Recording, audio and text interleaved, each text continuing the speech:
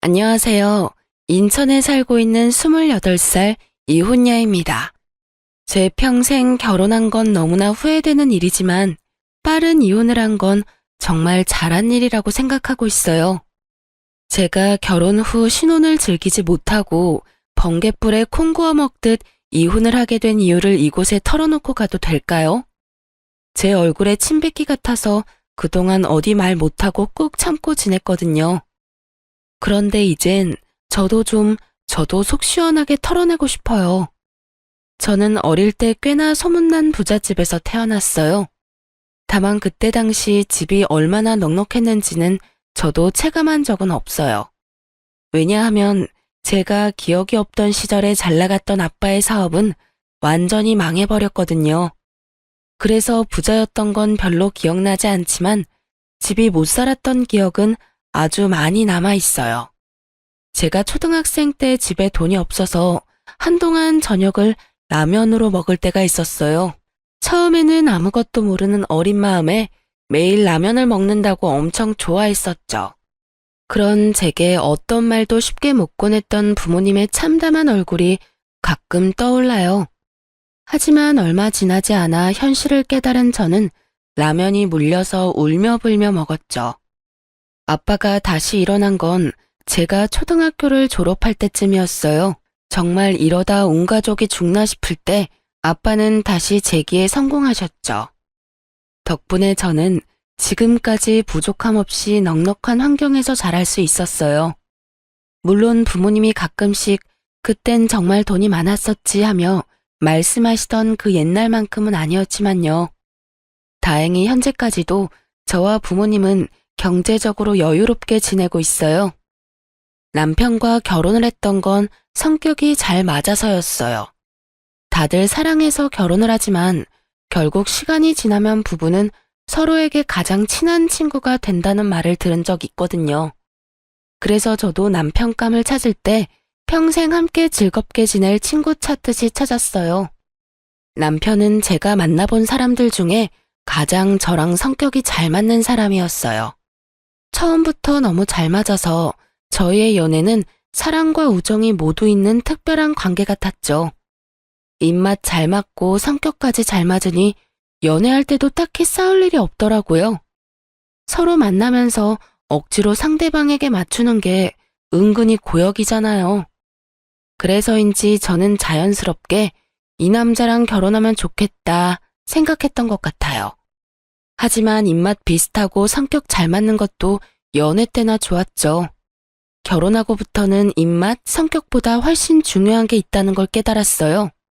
살아보니 그건 어디까지나 저희 둘의 이야기더라고요. 시어머니와 시누이와 함께 사계절을 겪은 게 아니었으니 결혼하고 무척 당황스러운 일이 많이 생겼어요. 자기야, 우리 엄마 참 고생 많이 하셨어. 그런 만큼 좀 억척스러운 면도 있는데 그런 부분들은 마음 넓은 자기가 좀 이해해줬으면 해. 대신 나도 장모님이랑 장인어른께 정말 잘할게. 남편은 유독 자기 엄마 이야기만 나오면 감정이 과잉되는 듯 했어요. 시모 이야기를 꺼낼 때면 항상 눈물을 글썽였죠. 가끔 좀 과하다 생각한 적도 있지만 저는 완전히 이해 안 되는 것도 아니었어요. 시모가 초등학생 때부터 혼자 힘으로 남편과 시누를 키우셨다 하더라고요. 남편의 아버지는 남편이 어렸을 때 가게에 빚만 잔뜩 남기고 도망갔대요. 시모가 대단한 건 그 빚을 갚으며 더 이상 추가로 빚내지 않은 거예요. 빚을 자식들에게 대물림하지 않고 자기 선에서 끝내려고 했던 거죠. 결국 시모는 악착같이 일해서 빚도 다 갚았고 남매 둘 다 대학까지 보냈어요. 물론 저희 집도 어려울 때가 있었지만 저희 집은 부모님 두 분이 의기투합해서 이겨낸 거였거든요. 그러니 저는 홀로 가정을 지킨 시모가 너무나 대단해 보였던 거죠. 그래서 결혼 후 시모의 억척스러움도 웬만하면 이해하려고 노력했어요. 그리고 저희 집이 힘들었던 날들이 자꾸만 떠올라서 시모에게 더 살뜰히 잘했죠. 제가 뭘 바라고 한 건 아니었지만 시모는 자주 툴툴거리는 사람이었어요. 어머님, 요즘 입맛 통 없으시다면서요? 제가 맛집 찾아놨는데 주말에 시간 내주세요. 참나, 그건 또 어떻게 알았냐? 그이한테 들었죠. 시간 괜찮으시죠? 그럼 맛집은 됐고, 나 토요일에 너네 집에 놀러 가도 되냐? 나 며느리가 해주는 밥 한번 먹어보고 싶어서 그래. 네, 좋아요. 어떤 거 드시고 싶으세요? 뭣도 모르고 저는 흔쾌히 알겠다고 했는데 시모는 집에 도착하자마자 잔소리를 늘어놨어요. 냉장고 안을 검사하듯 여기저기 뒤지면서요. 어머, 먹을 게 통 없네. 네? 저 어머님 오신다고 해서 미리 장 봤어요. 지금 먹을 거 말고 말이야. 너희 평소에 먹는 것들 말이다. 아, 저희 그때그때 먹을 만큼씩만 사고 있어서요. 요즘 사람들 인터넷에서 장 보던데 너도 혹시 그러니? 아무래도 그렇죠, 어머님. 저희는 보통 그렇게 장 봐요. 둘 다 회사 다니니까 아무래도 그게 쉽고 편하더라고요. 그리고 마트보다 소량으로 파는 것들도 많아요. 아니, 인터넷이랑 마트 말고 재래시장에서 장을 봐야지. 그래야 물건도 좋고 가격도 훨씬 저렴하지. 아, 사돈이 그런 건 안 가르쳐주니? 에이구 정말. 살면서 무슨 변수가 언제 어떻게 생길지 누가 알아? 날 봐라. 남편 도망가서 평생을 이 고생했잖냐. 물론 내 아들은 지 아빠 말고 날 쏙 빼닮아서 그럴 일은 없다만 너 나중에 애 낳고 키우다 보면 언제 회사 그만둘지도 모르고. 이렇게 둘 다 벌고 있을 때 미리미리 절약해라. 알았냐? 네, 그럴게요. 어머, 너 내 말 그냥 듣고 흘리는 거냐? 대충 대답하지 말고 지금 내 말 새겨들어라. 네, 알겠어요.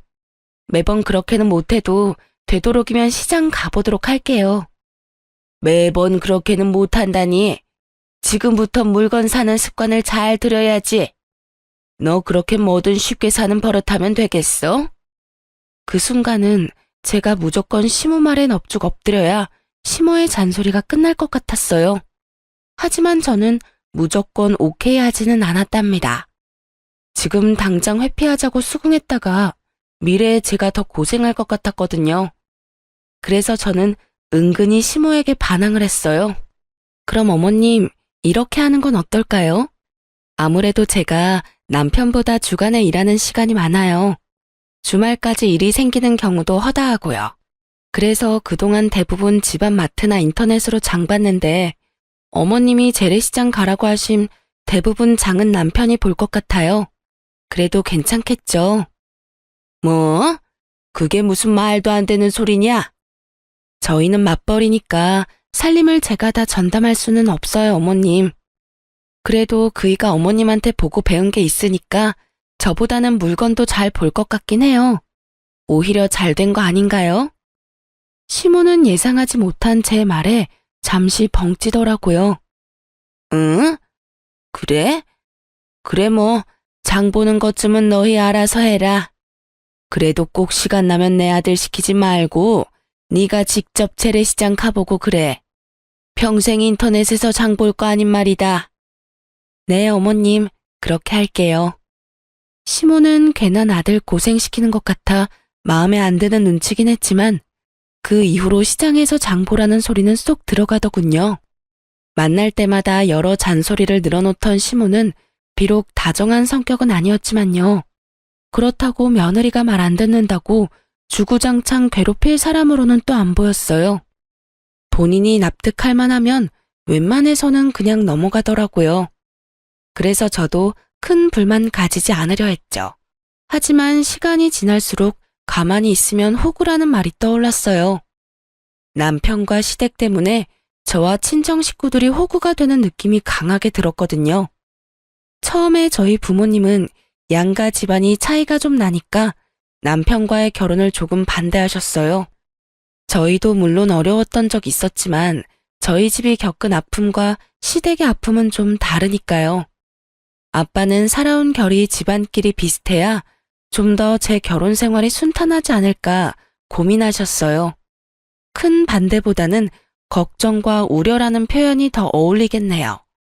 그랬던 저희 부모님도 막상 싹싹한 성격에 제게 잘하는 남편을 만나보고는 좋은 사람 같다며 결혼을 허락하셨죠. 그런데 결혼 후 신우이의 행동을 보고 저희 엄마 아빠는 많이 불편해하셨어요. 상견례 때는 참하고 조용하더니 결혼하자마자 신우가 본색을 드러내더라고요. 오죽했으면 속상한 저희 아빠 입에서 이런 말이 나왔어요. 내가 끝까지 이 결혼 반대할 걸 그랬다.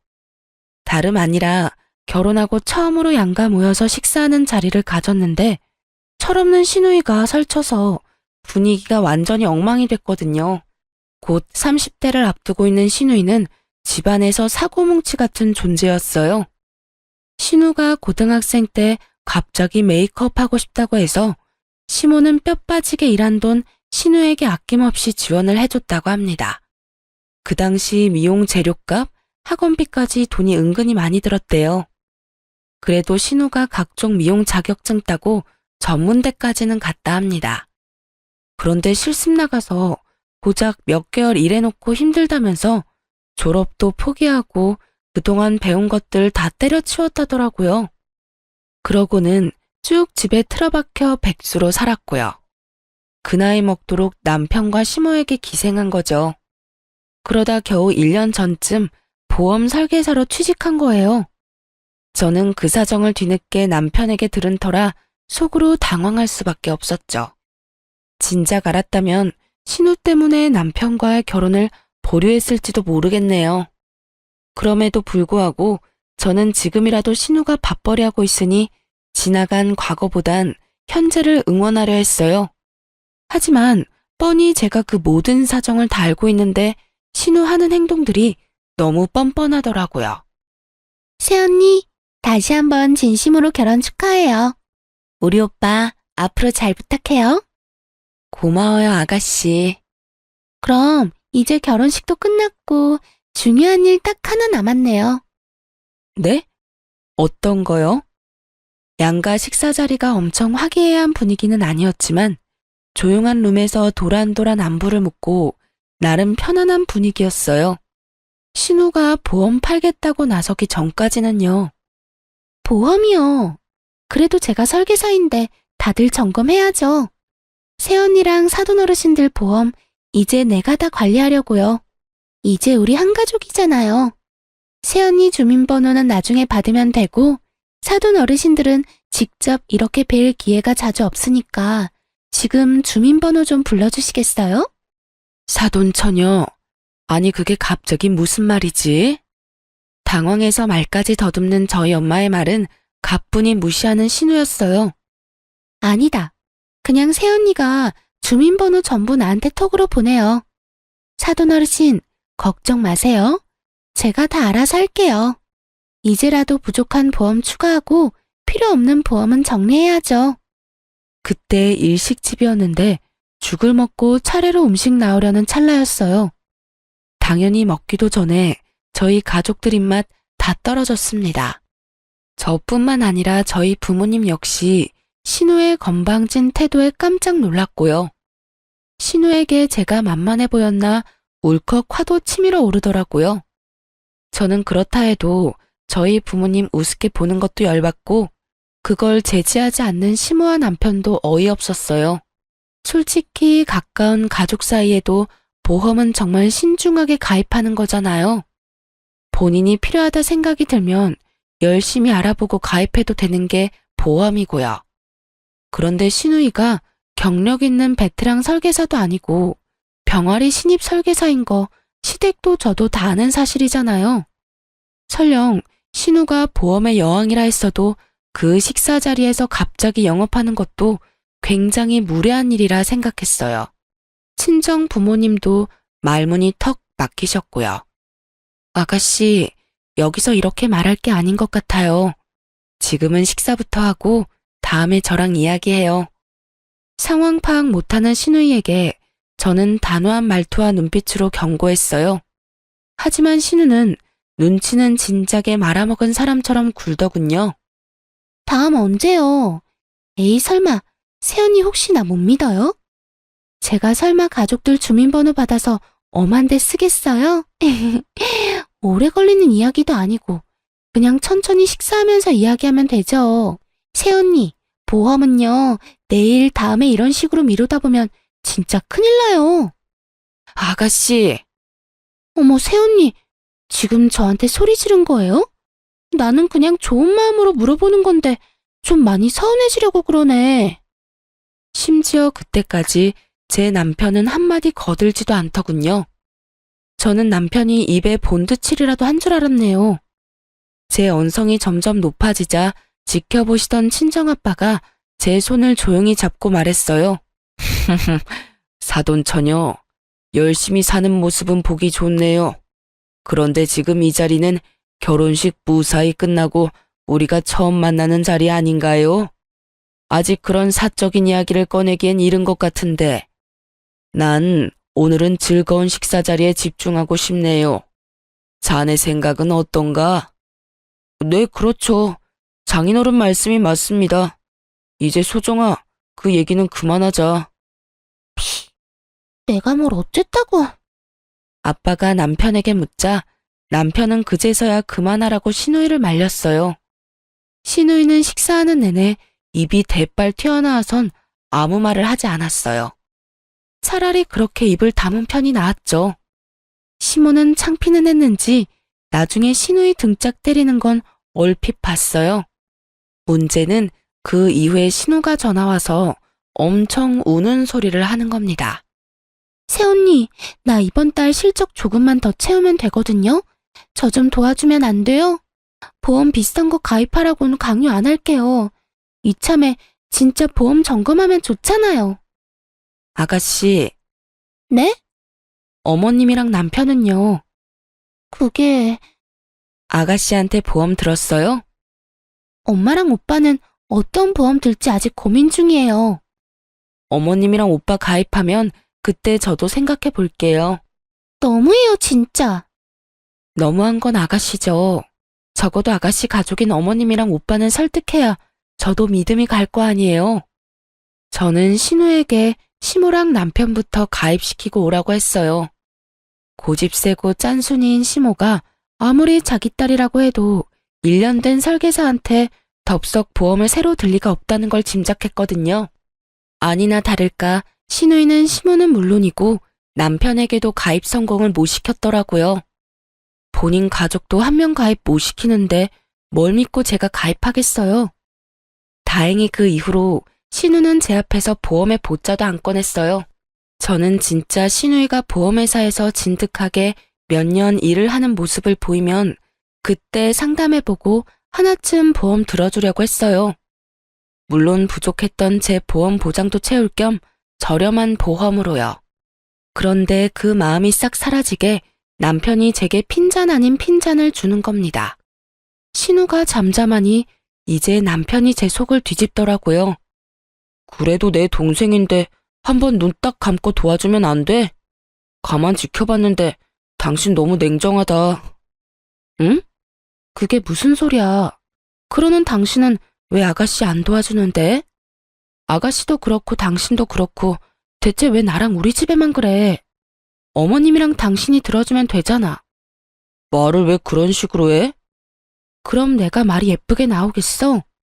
당신이야말로 내가 가만 지켜봤는데 그동안 왜 자기 동생 안 말렸어?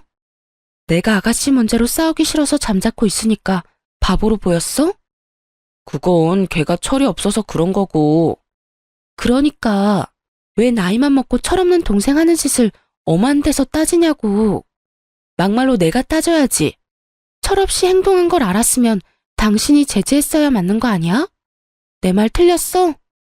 가족끼리 돕고 싶으면 당신이랑 어머님이 가입해주면 되는 건데 자기 가족도 안 들어준 보험을 왜 우리 친정에 가입하래?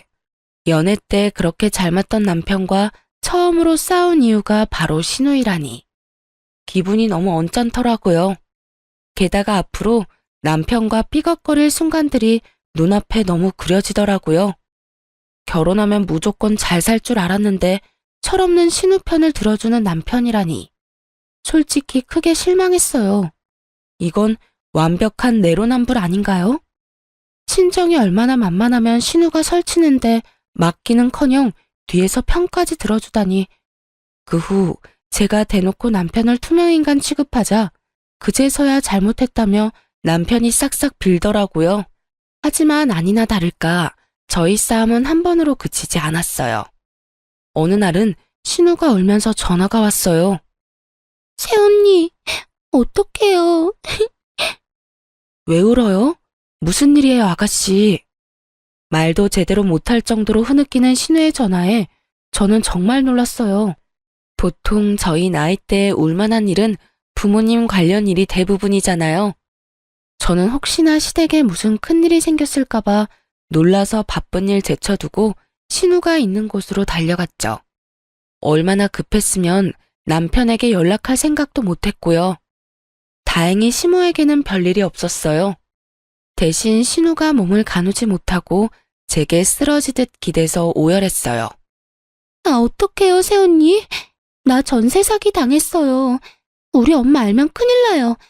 엄마가 돈 모을 때까지는 어떻게든 집에서 출퇴근하라고 했는데 내가 그 말 무시하고 전세 대출 받아서 나온 거거든요.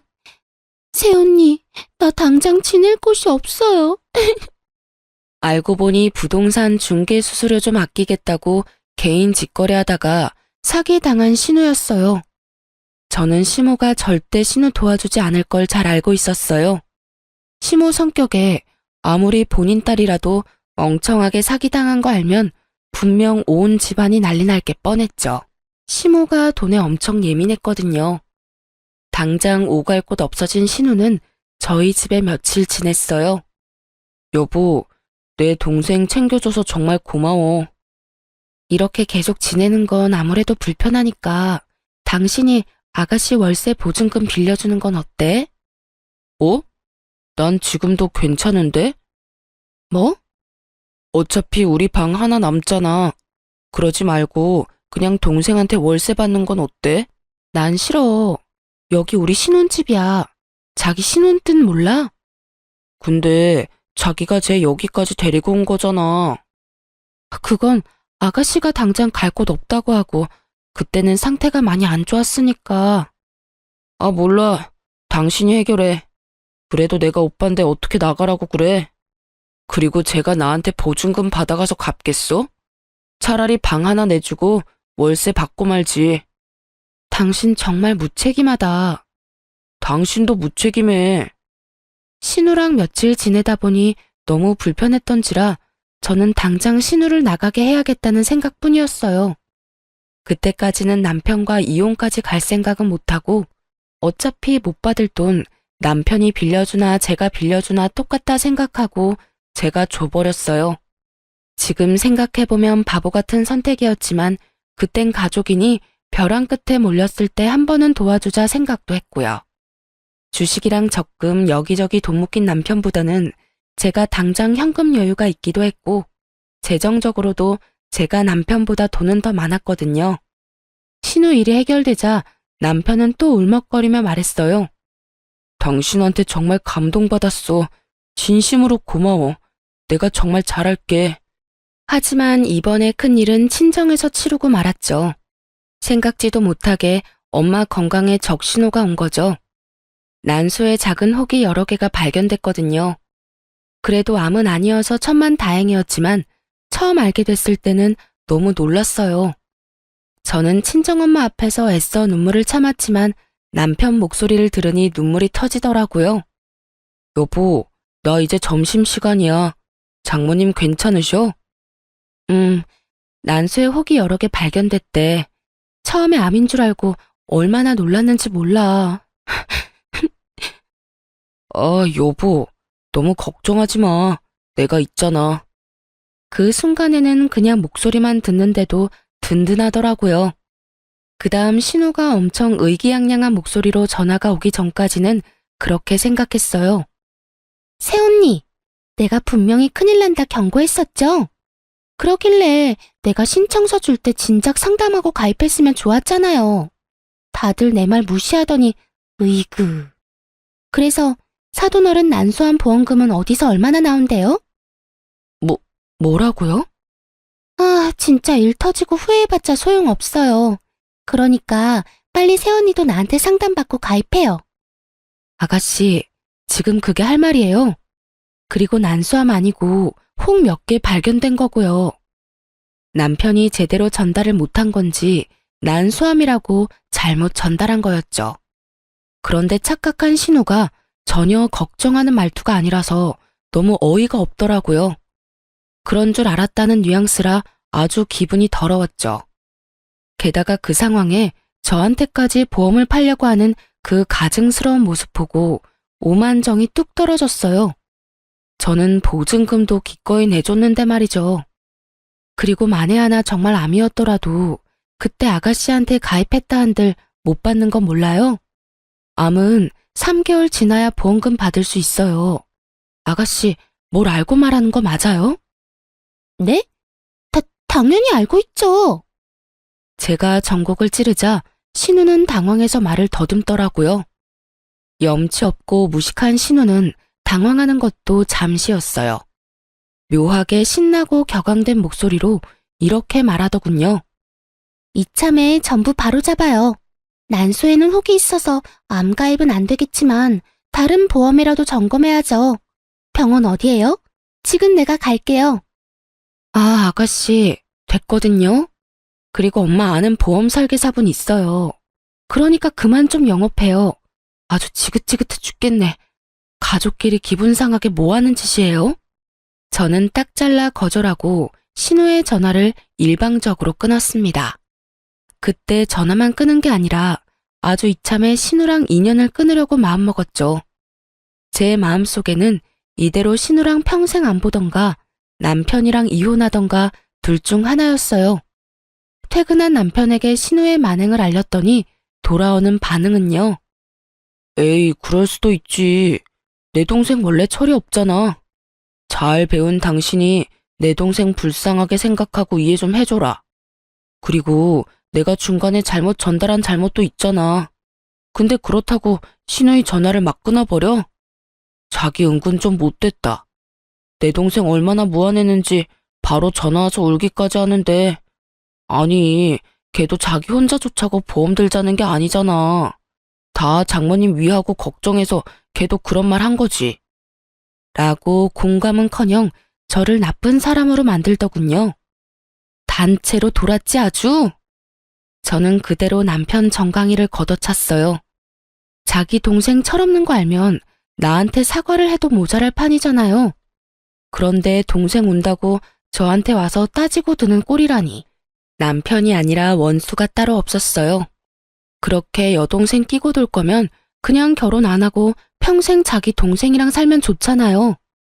아이, 이게 뭐 하는 짓이야? 이혼해. 이혼하자고, 이 나쁜 인간아. 넌 네 불쌍한 동생이랑 평생 살아. 이혼이라니. 에이, 내가 잘못했어, 여보. 화 풀어. 붙잡는 남편 두고 집을 나왔는데 기막힌 타이밍으로 시모가 밖에서 저녁 먹자고 전화가 오더군요. 할 말이 있다고요. 저는 이혼 선언하기에 딱 알맞은 기회라 생각하고 시댁을 갔어요. 그런데 그 자리에 신우가 같이 앉아 있더라고요. 왔어요, 새언니? 아가씨가 있는 줄은 몰랐네요. 신우는 시모 눈치를 슬금슬금 보더니 제게 미안하다고 사과를 하더라고요. 시모도 딸 잘못 키워서 미안하다며 신우 등짝을 때리더군요. 솔직한 심정으로 시모까지 미안하다며 고개를 떨어뜨리는데 일을 너무 크게 만드는 것 같아 마음이 참 복잡하더라고요. 그런데 시모가 뜻밖의 말을 꺼내더군요. 저기, 내가 1억 3천이 당장 필요한데 말이야. 동진이한테 먼저 말할까, 너한테 먼저 말할까 많이 고민했어. 내가 이자 쳐서 확실히 갚을 테니까 한 번만 시어미 사정 좀 봐줄래? 네? 어머님, 갑자기 그 큰돈이 왜 필요하세요? 시모가 신우이처럼 철없고 정신 나간 사람이 아니라고 생각해서 그 큰돈이 어디에 필요한지 궁금은 하더라고요. 시모는 일요일 하루 빼고 매일 아르바이트 하러 나가는 사람이었으니까요. 신뢰가 없는 건 아닌데 큰돈을 갑자기 빌려주기엔 부담스러웠어요. 아니, 애초에 빌려줄 생각도 없었고 어떻게 잘 거절할지 방법을 생각하고 있었죠. 그때 속으로 아차했던 게요.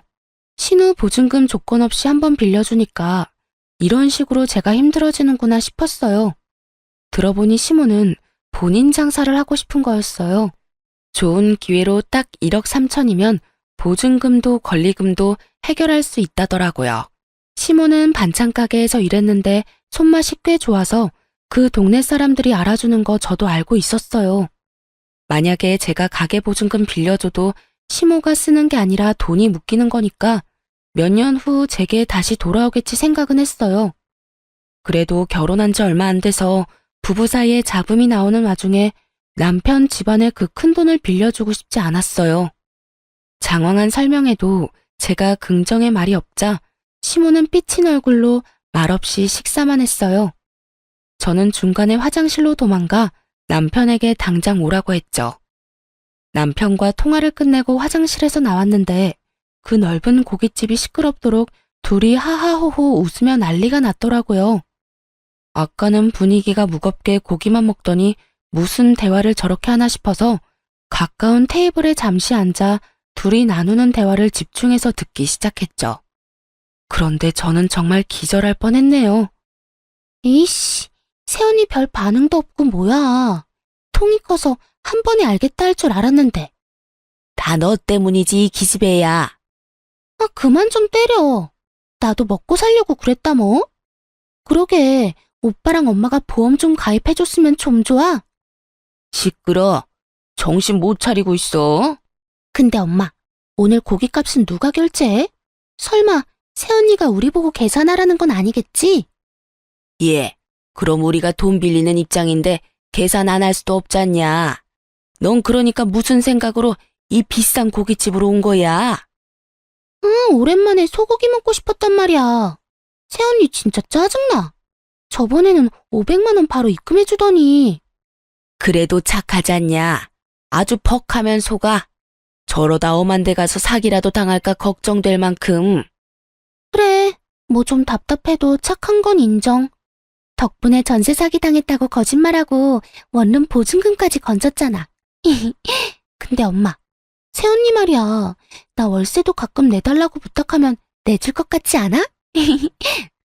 어머. 그럼 네가 우는 소리 종종 해봐. 너 그런 거 잘하잖냐? 제발 똑똑하게 굴어. 보험 팔 생각만 하지 말고. 이제 우리 집 든든한 금고 생겨서 얼마나 다행이야. 엄마, 가게 보증금 얼마랬지? 약속한 대로 5천은 나 주는 거다.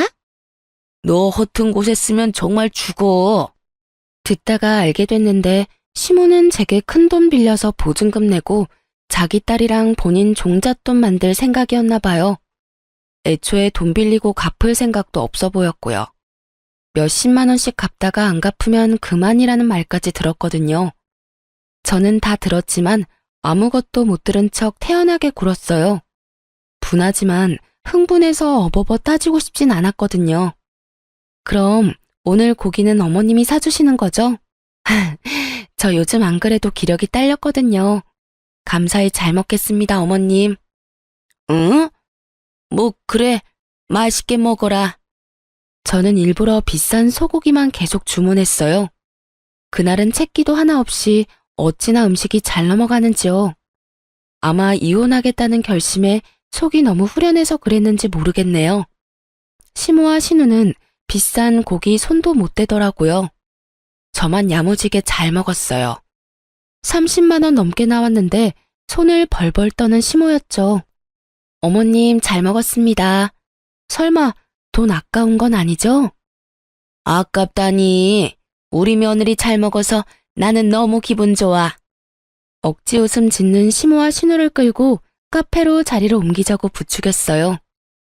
알겠다며 또 억지 웃음을 짓는 모녀였죠. 시모는 예상치 못한 큰 돈을 지출해서 그런지 얼굴이 잔뜩 어두워져서는 카페에서도 돈 이야기를 꺼내더라고요. 그럼 돈은 해주는 거지? 어머, 어머님 얼마라고 했었죠? 1억 3천. 오늘 해줄 거야? 해줄 거지? 일단 케이크부터 좀 먹을까요? 여기 케이크가 진짜 맛있거든요. 후식은 아가씨가 사는 거죠? 고마워요. 잘 먹을게요. 그리고 저 이따 갈 때 포장도 좀 해갈게요. 네네, 그럼요. 제가 쏠게요, 새언니. 저는 또 신우 돈으로 디저트랑 커피 왕창 시켰어요. 그리고 야무지게 디저트 먹으면서 얄밉게 말했죠. 그런데 말이죠, 어머님. 돈 30만 원에는 벌벌 떨면서 며느리 돈은 아무렇게나 쓰여도 괜찮나 봐요? 뭐? 너 지금 뭐라고 했냐? 새언니, 아까 설마 다 들은 거예요? 아무 말을 하지 않고 가만히 있자 긍정의 의미로 알아들은 모녀가 제게 다 오해라며 펄펄 뛰기 시작하더군요. 저는 아무렇지 않게 웃으면서 말했어요. 걱정 마세요. 돈은 생길 테니까요. 네가 도와주려고? 에이, 미쳤어요. 내가 왜요? 댁 아들이 도와주겠죠. 이혼하면 신혼집에 들어간 돈 다시 반반 나눌 거예요. 그러니까 아줌마 필요한 그 돈은 아들한테 달라 하세요. 왜 엄한 사람한테 돈을 자꾸 뜯으려 하실까? 아참, 혼수는 내가 했으니까 다 가져갈 거고요. 제 말에 두 모녀 얼굴이 울그락불그락 변하는데 참 보기 좋더라고요. 그래서 다 마시지 못한 커피는 신우 얼굴에 시원하게 부어줬습니다. 열받은 김에 정신 좀 차리라는 의미였죠. 아, 차가워. 너 지금 내 딸한테 무슨 짓이야? 마음 같아서는 팔팔 끓는 뜨거운 커피 들이붓고 싶은데 착한 내가 참았어요. 커피가 한 잔뿐이라 따님한테만 부었는데 아쉬우세요? 뭐 아쉬우면 한 잔 더 시키고요. 이번엔 따뜻한 거 시킬 건데 괜찮죠? 뭐? 단단히 미쳤구나 너. 미친 건 당신들이지 이 가족 사기다나. 처음엔 이상하게 다 멀쩡한데 딸만 왜 저 모양일까 했어. 근데 결국 다 똑같은 집구석이었네. 평소랑 다른 독한 얼굴에 시모와 신우는 겁에 질려서 아무것도 못하고 개거품만 물더군요. 그대로 집 가서 이혼하려고 짐 싸는데 이놈의 남편은 가만히 있으면 될 걸 또 눈치 없이 혈압을 오르게 만들더군요. 당신 돈도 안 빌려줄 거면서 비싼 소고기는 왜 그렇게 많이 먹었어? 어휴, 엄마가 30만 원 넘게 썼다고 얼마나 화가 나셨는지. 당신이 나중에 보내줄 거지? 솔직히 양심이 있으면 당신 혼자 다 먹었다던데. 30만 원은 당신이 이체해주라, 어? 그럼 그렇지. 짐작하기는 했는데 진짜 역겹네. 애초에 당신도 다 알고 있었지? 뭘? 어차피 당신 집이랑 당신 지금도 충분히 여유롭잖아. 그 정도는 우리 엄마랑 동생 도와줄 수 있지 않아? 야, 이 거지 같은 놈아. 나한테 돈 맡겨놨냐? 네 가족인데 네가 직접 빌려줘야지. 1억 3천만 원은 너도 없는데 내가 왜 빌려줘? 그냥 긴 말 필요 없고 지금 이혼하고 네가 혼자 실컷 도와주면 되겠네. 저는 남편 멱살을 잡고 흔들기 시작했어요. 당장 신우가 저한테서 가져간 500만 원부터 입금하라고 말이죠. 입금 안 하면 어쩔 거냐는 남편 말에 당장 이혼이지 않겠냐며 비웃었죠. 그랬더니 남편 놈이 진짜 이혼은 하기 싫었는지 그 자리에서 바로 500만 원 송금하더라고요. 이 자식 돈도 있었으면서 일부러 내 돈 쓰게 만든 거 보니 혈압이 2배로 오르더군요. 입금했어, 여보. 이성적으로 생각해. 우리가 결혼한 지 1년이 됐냐, 2년이 됐냐? 이건 정말 아니야. 그래, 이건 정말 아니지. 입금만 확인하고 남편놈 싸대기를 아주 풀스윙으로 날려버렸어요. 30만 원 고기를 먹어서 그런가 청량한 짝 소리에 제 마음도 다 시원해지더라고요. 끝까지 내 편은 없다는 생각에 많이 우울하더라고요. 친정에 와서야 눈물이 펑펑 쏟아지는 거 있죠. 부모님께 엉엉 울며 자초지종 설명했는데 속상해하실 줄 알았는데 오히려 빨리 알아채고 이혼하는 게 어디냐고 엄마가 기뻐하시더라고요. 아이고, 조상님이 도우셨다. 이제라도 알아차린 게 어디야. 그런 사기꾼들한테 큰돈 안 뜯기고 지금이라도 이혼하는 게 천만다행이다. 그래서인지 저도 한 번 울고 정신이 번쩍 들더라고요. 얼른 이혼해서 내 인생의 오점을 지우고 싶은 마음뿐이었죠. 부동산에 신혼집을 내놨는데 깨끗하고 신축이라 역시나 빠르게 정리할 수 있었어요. 그런데 제 돈 써서 순수 골라 채워넣었던 냉장고와 에어컨, 식기, 세척기 등등 가전을 챙기러 갔는데 싹 없어졌더라고요. 가져가서 친정 가구 다 바꿀 생각이었거든요. 솔직히 누군지 예상은 갔어요. 남편 놈에게 전화하니 예상대로 신우가 가져갔다고 하더군요. 그런데 이어서 하는 말이 그것도 다 제 책임이라며 개소리를 하더라고요. 네가 그럼 못 가져가게 지키고 있던가. 그냥 나갔으면 그 정도 각오는 했어야지. 저는 더는 입씨름할 것도 없이 신우에게 전화했어요. 그래요. 몇 개는 중고로 팔았고 나머지는 우리 집에 가져왔어요. 너 정말 못 쓸 물건이구나. 뭐라고? 야, 너 이제 내 새언니 아니야. 말 가려서 해. 너 나중에도 큰 소리 칠 수 있는지 보자. 그러던지. 어차피 신우한테 준 500만 원은 이미 받은 상태라 상대하기 싫었는데 이놈의 인간들이 하나같이 절 가만두질 않더라고요. 제 소유의 가구를 다 훔쳐갔는데 적반하장으로 성을 내니 법대로 하자 싶었죠.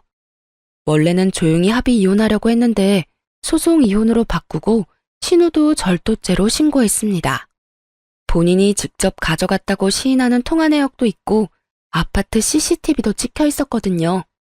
예상치 못한 소송에 겁이 난 인간들이 겁도 없이 친정에 찾아와선 제 앞에서 단체로 무릎을 꿇더라고요.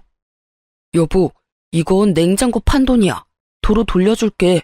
그러니까 고소 취하 좀 해줘. 그래, 끝날 때는 끝나더라도 이렇게 진흙탕 싸움 만들지는 말아야지. 세탁기랑 건조기도 도로 가져가. 우리 집에 그대로 있어. 참나. 애초에 진흙탕 싸움 시작한 게 누군데요. 그리고 냉장고 200만 원 넘게 주고 산 신형인데 겨우 100만 원 언저리네? 똑바로 값 치러야지. 마음대로 똥값에 팔아놓고 뭐 하는 거야 진짜? 이미 경찰에 신고했고 그 집에 들어간 물건들도 다시 쓰고 싶지 않네요. 법대로 하면 되니까 이렇게 찾아오지들 마세요. 결국 남편은 울분을 터뜨리더라고요.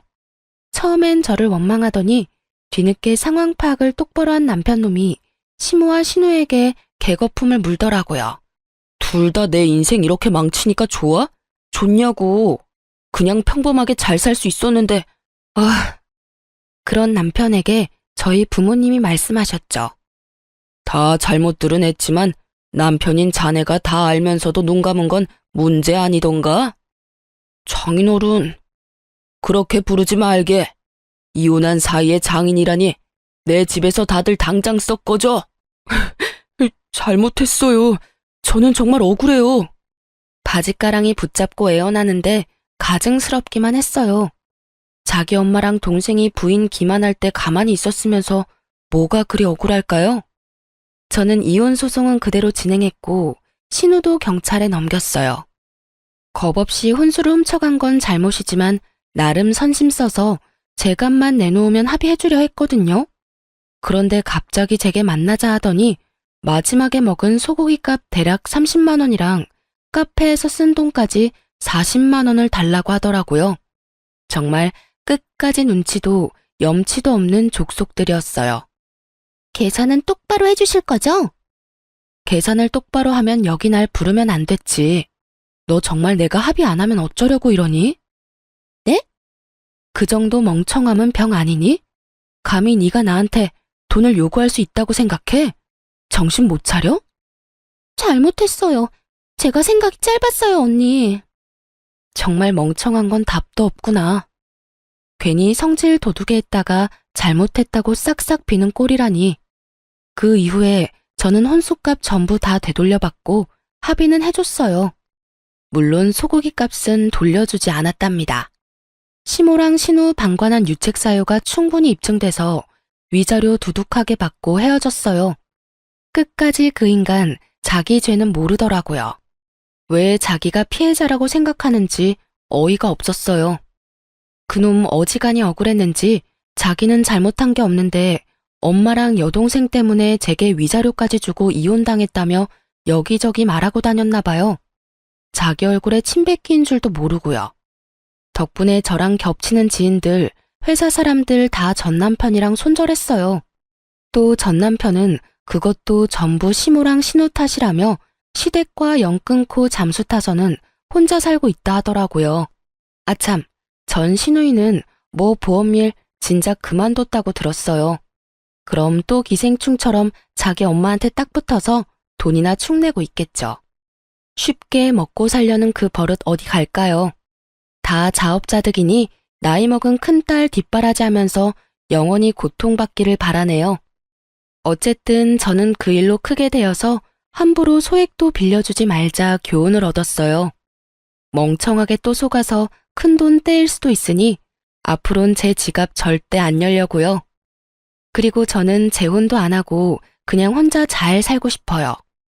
요새 저는 제 또래 친구들이나 혹은 결혼 앞둔 친구들에게 항상 말하고 있어요. 결혼은 제발 웬만하면 수준에 맞게 집안 차이 많이 안 나게 하라고요. 그리고 엄마도 혹 제거수술 경과가 좋아서 큰 후유증 없이 건강 잘 유지하고 계세요. 여러분도 건강검진 제때 잘 받으시고 항상 건강하세요. 그럼 지금까지 제 긴 사연 함께 들어주셔서 감사합니다. 좋은 하루 되세요.